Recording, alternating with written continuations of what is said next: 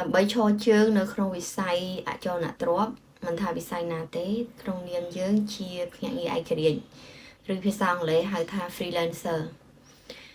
អញ្ចឹងយើងត្រូវត្រៀមខ្លួនទៅលើអីខ្លះថ្ងៃនេះខ្ញុំចង់លើកតែមួយចំណុចទេគឺខាងផ្នែកហិរញ្ញវត្ថុចាដើម្បីឲ្យខ្លួនយើងអាចចាប់ផ្ដើមធ្វើជាភ្នាក់ងារ freelance បានតើយើងត្រូវរៀបចំហិរញ្ញវត្ថុរបស់យើងមានអីខ្លះខ្ញុំសូមលើក5ចំណុចសំខាន់ទី1គឺការរៀបចំកញ្ចប់ថវិកាសម្រាប់ការចាយវាយរបស់យើងក្នុងរយៈពេល3ទៅ6ខែហ្នឹងគឺការពារហានិភ័យករណីដែលយើងរកបានចំណូលតិចឬក៏អត់បានចំណូលសោះចាហើយទី2គឺការចំណាយជាមួយនឹងការសន្សំនៅពេលដែលយើងធ្វើជាភ្នាក់ងារឯករាជ្យយើងរកចំណូលបានយើងគួរតែសន្សំយើងអាចចាយទាំងអស់បានទេអញ្ចឹងហើយប្រាក់សន្សំនោះគឺយើងអាចចាត់ចែងសន្សំជាភាគរយនៃចំណូលរបស់យើង20% 30% ទៅតាមការ commitment ការតាំងចិត្តរបស់បងប្អូនចាហើយទី3គឺការដែលយើងគិតប្រាក់ចំណូលយើងជាត្រីមាសឬឆមាសអញ្ចឹងប្រាក់ចំណូលរបស់យើងគឺអត់គិតមួយខែម្ដងទេដោយសារតែចំណូលអត់ទៀងទាត់អញ្ចឹងទៅយើងគិតវាជារយៈពេលយូរ3ទៅ6ខែម្ដងយើងសរុបចំណូលរបស់យើងម្ដងចាអញ្ចឹងឧទាហរណ៍ថា3ខែយើងសរុបមើលតើយើងរកចំណូលបានប្រមាណហើយយើងសន្សំទុកប្រមាណចំណាយអស់ប្រមាណចាព្រោះបើយើងគិតប្រចាំខែធ្វើឲ្យយើងអាចមានអារម្មណ៍តានតឹងដោយសារខែខ្លះរកបានតិចខែខ្លះរកបានច្រើនហើយក៏ពិបាកក្នុងការដាក់សន្សំដែរអញ្ចឹងហើយគឺយើងត្រូវ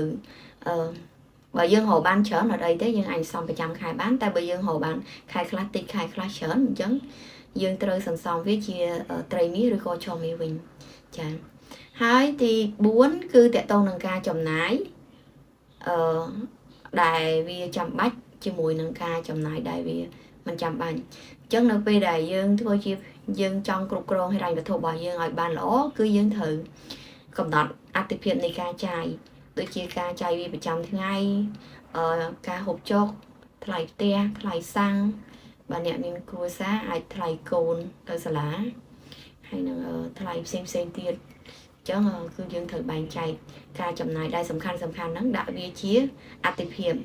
ហើយជីវការចំណាយទៅលើសម្ភារៈនិយមបើសិនបើយើងអត់មានលុយគ្រប់គ្រាន់ទេ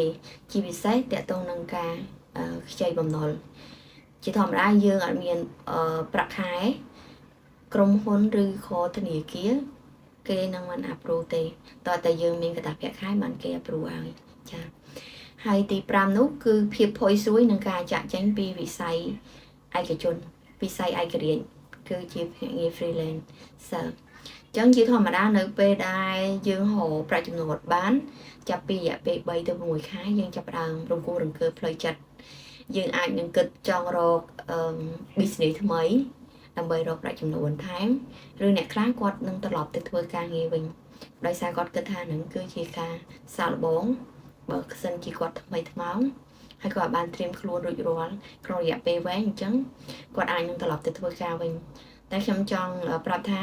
ភាពផុយស្រួយនេះបងប្អូនអាចជ្រើសរើសដោយការរក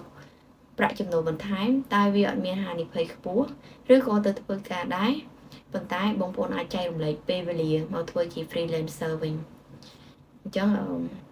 ទាំងអស់នេះដែលខ្ញុំនិយាយខាងដើមមកគឺដើម្បីឲ្យបងប្អូនអាចត្រៀមខ្លួនក្នុងការធ្វើជាភ្នាក់ងារឯករាជ្យនៅក្នុងវិស័យអចលនទ្រព្យឬក៏វិស័យណាមួយដែលបងប្អូនចង់ធ្វើអញ្ចឹងតាមដែលសំខាន់គឺហិរញ្ញវត្ថុចា៎អរគុណសម្រាប់តាមដានវីដេអូមួយនេះហើយសង្ឃឹមថាវាជាប្រយោជន៍ដល់បងប្អូនទាំងអស់គ្នាអាចរៀនសូត្របានហើយសម្រាប់អ្នកដែលត្រៀមខ្លួនចង់ធ្វើជា freelancer អរគុណ